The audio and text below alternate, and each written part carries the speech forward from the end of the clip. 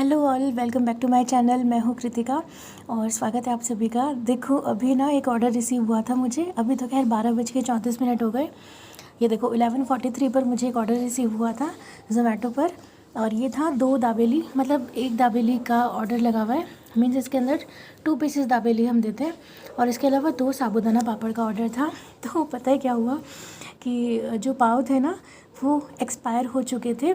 तो आज हमने जो पाव थे वो कंज्यूम कर लिए। तो दाबेली बनाने के लिए पाव थे ही नहीं और मैंने मतलब आउट ऑफ स्टॉक नहीं लगाया था इसको, क्योंकि ना ऑर्डर्स नहीं आ रहे थे। और दाबेली का तो बिल्कुल भी कोई ऑर्डर नहीं आ रहा था अभी इन दिनों। और दाबेली की मैंने भी फ़ोटो भी नहीं लगाई है अपने मेन्यू में, ना इसका कभी ऑर्डर आया था। तो इतना ध्यान दिया नहीं और आज पहली बार दाबेली का ही ऑर्डर आ गया। और पाव बिल्कुल भी नहीं थे। और इतने टाइम में देखो ब्लिंकिट मतलब डिलीवर नहीं करता है इस टाइम पे ब्लिंकिट। और स्विगी पर मैंने देखा तो वहाँ भी पाव अवेलेबल नहीं थे। ठीक है, तो अब मैंने ऑर्डर तो एक्सेप्ट कर लिया था लेकिन अब क्या करते समझ नहीं आ रहा था। फिर कुछ देर सोचने के बाद ये डिसाइड किया कि स्विगी से बर्गर बन ऑर्डर कर देते, क्योंकि बर्गर बन तो थे। तो बर्गर बन में दाबेली का पूरा लगा के और मैं दे दूँगी। बाकी हाँ, मैंने देखा है कई जगह पर करते हैं ऐसा, बर्गर बन के अंदर भी दाबेली का मसाला वगैरह लगा के तैयार करके देते हैं। तो फिर मैंने वो ऑर्डर किया। और पता है स्विगी से जो चीज़ें 10 मिनट में आ जाती हैं, इस ऑर्डर में 20 मिनट का टाइम लगा था हमें। 20 मिनट मतलब क्या बताऊँ। डिलीवरी बॉय भी आ गया था और बहुत लेट आया। फिर जो राइडर आया ना स्विगी का बन लेकर, बर्गर बन लेकर, वो रास्ता भटक गया। तो उसको रास्ता समझाने बताने में भी और ज़्यादा टाइम लग गया। मतलब एक तो ऑर्डर मेरा पहले ही डिले हो रहा था, ऊपर से फिर वो राइडर, मतलब क्या बताओ, एक साथ इतनी सारी चीज़ें हो गई। फिर बड़ी देर के बाद में वो आया उसके बाद बर्गर बन के अंदर दाबेली का मसाला लगा के, और जैसे ही मैं मतलब असेंबल करती हूँ वो करके फिर गरम किया।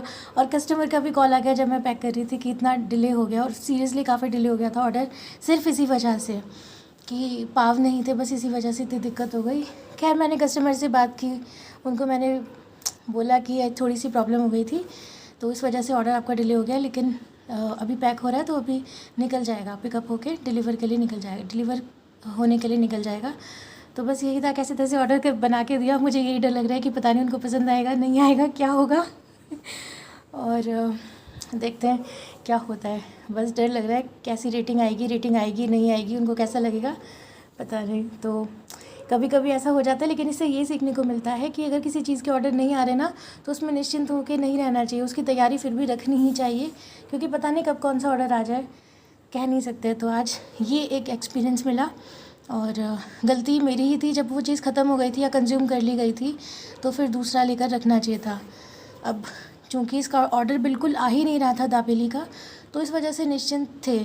और फिर मेरी दूसरी गलती हो गई कि मैंने उसको आउट ऑफ स्टॉक भी नहीं मार्क किया। अगर कर देती तो फिर ये दिक्कत ना होती, लेकिन चलो ठीक है जो भी है। बाकी मेरे ख्याल से दाबेली खाने में उनको कोई दिक्कत नहीं होनी चाहिए। टेस्ट उनको वैसे तो अच्छा लगना चाहिए, क्योंकि बिल्कुल घर का बना हुआ मसाला होता है और सारी चीज़ें बहुत अच्छे से बनाते हैं।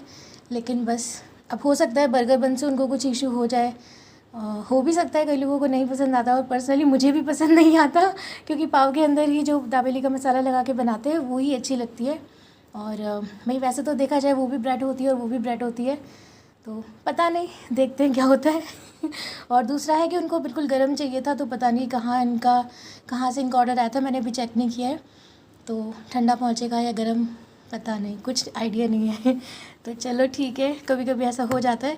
मैंने आपके साथ इसलिए शेयर किया कि अगर आप भी ऐसा कुछ प्लान कर रहे हैं क्लाउड किचन का या चला रहे हैं, तो हो सकता है ऐसी दिक्कत आपको आए, या फिर हो सकता है आपने ऐसा एक्सपीरियंस भी किया हो।